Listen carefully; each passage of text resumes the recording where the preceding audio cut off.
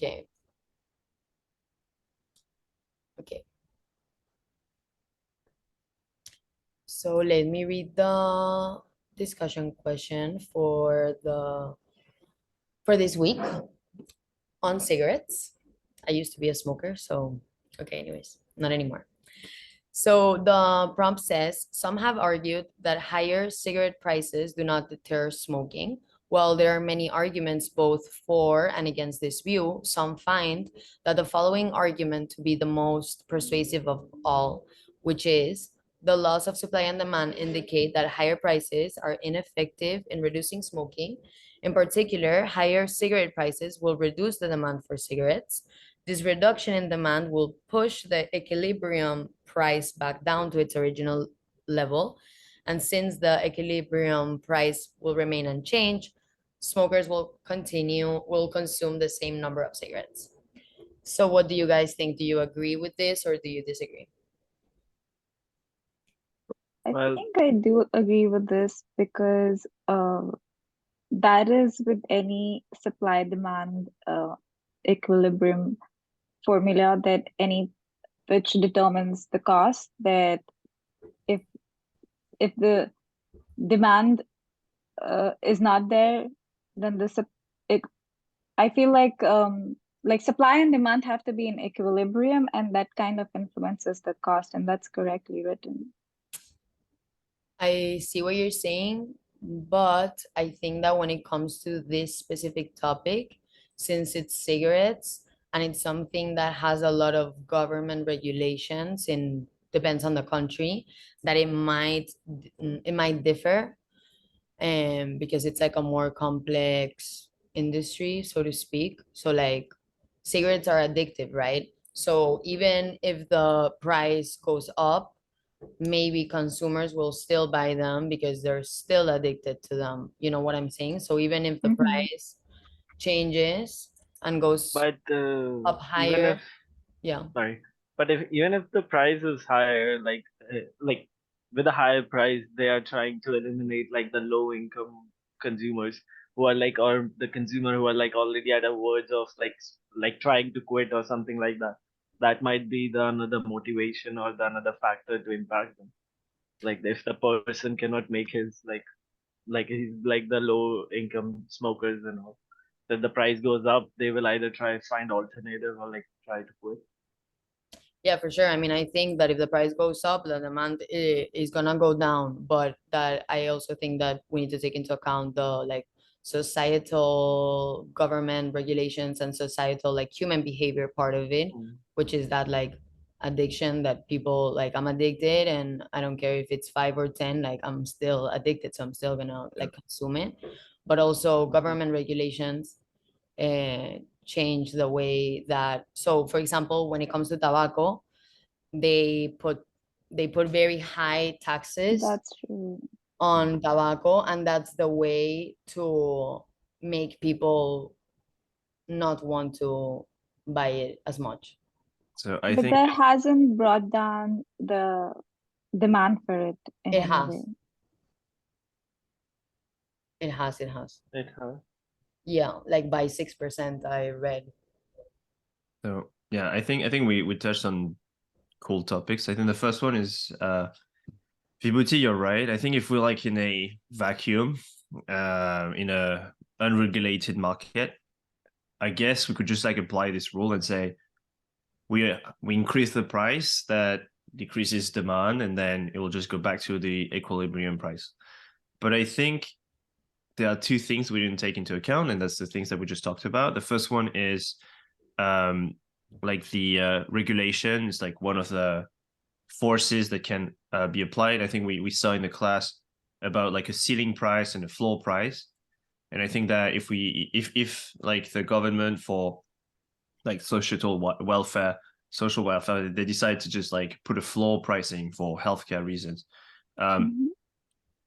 that can definitely affect the fact that it does not go back to the equilibrium because there's a floor plan, floor price. And the other thing is about like user behavior, individual behavior. It's right like what Rocio just said. It's about like addiction.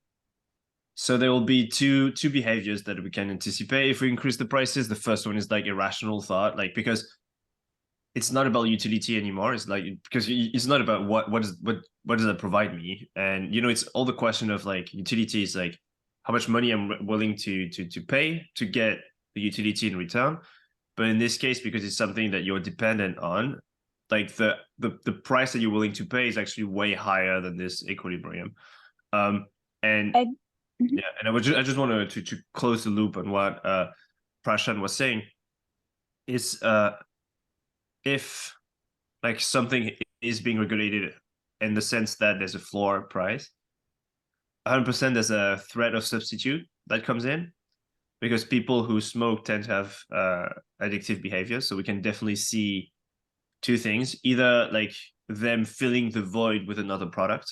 In this case, it would be right; the demand will decrease, or filling the void with a quality, like a product with a lower quality. But that is true as well because that like it will bring truth to the theorem that you just said because it's in a way will decrease the price. So I'd say that in most cases it's right, but the one argument to say that the equilibrium price would not back down is in a highly regulated market as this one, and because of like social welfare and especially like healthcare reasons, like government would probably enforce a floor price, and therefore like we shouldn't meet the equilibrium again. But that's my 2 cents on this. But this is where behavior comes in, right? Because the role of behavior influencing the tobacco industry, while with raising the prices, that may affect new converters or people doing leisure smoking. I like Rose's point that in terms of addiction, like people who are already addicted to it might not be deterred by the prices, but people who are getting converted to becoming smokers or people who are doing it just for fun, that it may deter them a little bit Yeah, from definitely. converting. I think so too. I think so too. And to what also Robin was saying about the price that the government puts, like the floor price. When it comes to tobacco, that's a fact. Like they do that.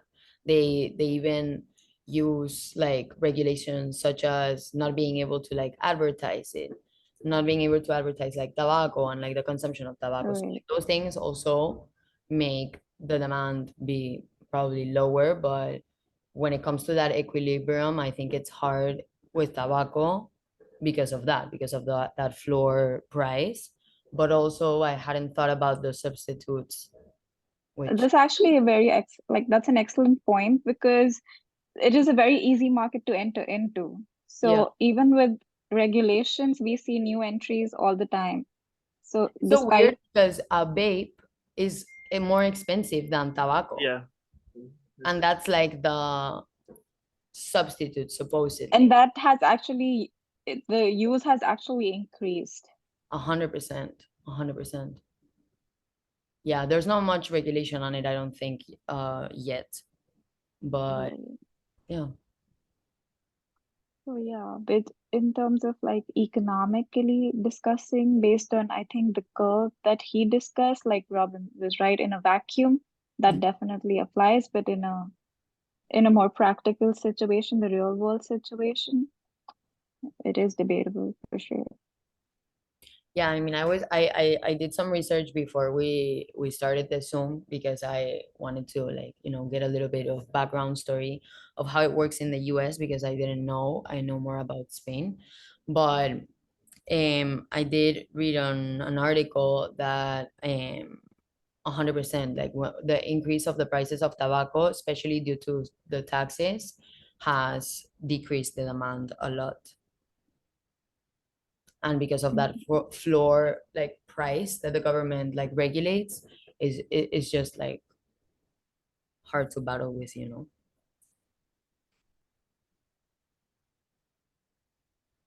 Anybody have anything else to add? I was just trying to see by how much, like how much, how many dollars does the increase occur in? Like what's the percentage of increase and how does that affect the market sales? Yeah, I honestly don't know how much they tax it to. I assume that it's a lot because it's America. But I did, yeah.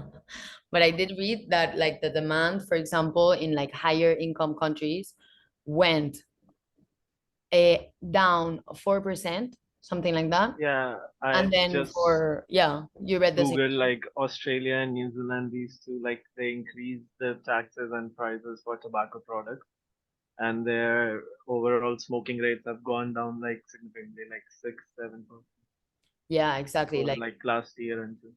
right. Like there's a list of these countries, and like Australia and New Zealand are on top, followed by like Canada and UK and Norway, Singapore. So I found this research that says it's by American Lung Association. For every 10% increase in the price of cigarette, there's a reduction in consumption by about 4% in adults and 7% in youth. Yeah, because That's young impressive. people don't have that much amount of money. Yeah. And also if you're young, like you're just starting to smoke, so You don't have a lot of you don't have that other aspect that we were talking about earlier, that is the addiction aspect, yet. There's reduction in demand. Mm. I think that should be good enough for.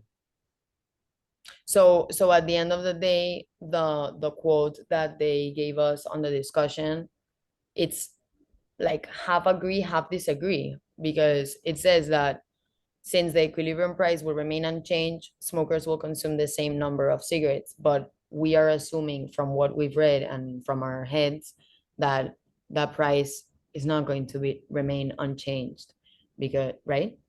Right. I think the conclusion is okay, because if you read that, is you have supply demand, that's what they say. Like Yeah. we use the basic law of this.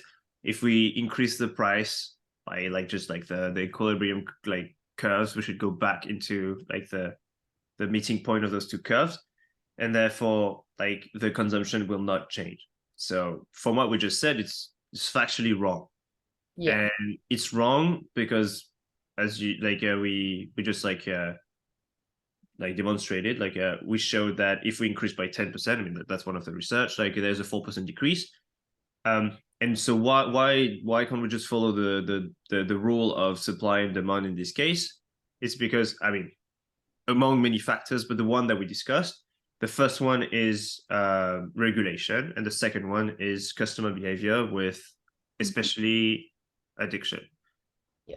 I think that's the conclusion, but I don't know if there was any other argument in like demonstrating that it was false, but I think those were the two main ones. Agreed. Yeah, I agree with those.